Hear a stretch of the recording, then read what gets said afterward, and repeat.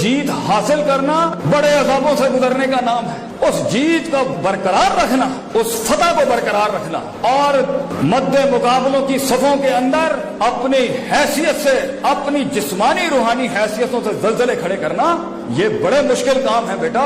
इसके लिए अल्लाह भी चाहिए, बगैर अल्लाह के नहीं पहुंच सकता तू।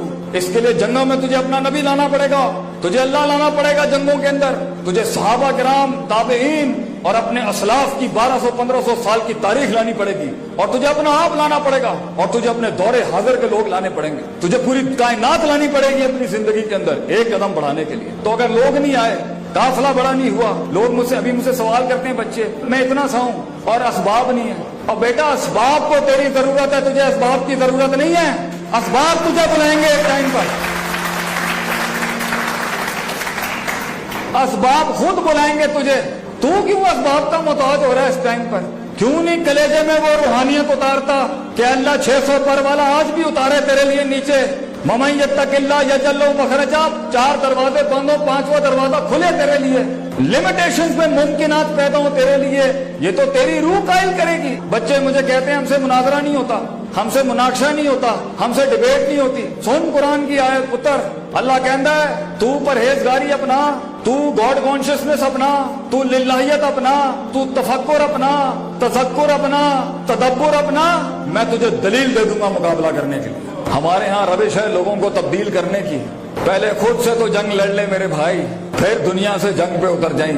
पहले अपने आप से जंग है, और ये नफ्स की गुलाटियां ये आखिरी लम्हे तक खत्म नहीं होंगी। तो इस सफर के अंदर कुछ चीजें ऐसी हैं जो अल्लाह ने रखी हैं तेरी तरबियत के लिए, कुछ चीजें अल्लाह ने रखी हैं तेरी नफी के लिए, कुछ चीजें अल्लाह तखलीक करेगा तेरे इसबाब के लिए, कुछ चीजें अल्लाह तखलीक करेगा तेरे तहम्मुल और हौसले को बढ़ाने के लिए, कुछ चीजें अल्लाह करेगा तेरे सब्र को मजबूत और कवी करने के लिए, कुछ चीजें अल्लाह रद्दो बदल करेगा तुझे कुछ चीजें समझाने के लिए। तो अपनी इब्तिदा को सिर्फ अपनी औकात को याद रखने के लिए, तकब्बुर को खत्म करने के लिए, बुग़्ज़ और हसद और इनाद और कीने को खत्म करने के लिए अपने पिंड और अपने देहात और अपने गांव और अपनी बिरादरी और अपने कारों जाके देखी, मगर अपनी इब्तिदा को अपनी हदबंदी करने के लिए ना रखी। अरे तू तो बना है दुनिया में चमकने के लिए, आप बने हैं चमकने के लिए। भाईजान क्यों हल्का ले रहे हैं अपने आप को? जो अपनी इज्जत नहीं करता वो घरों से अपनी इज्जत क्या मनवाएगा?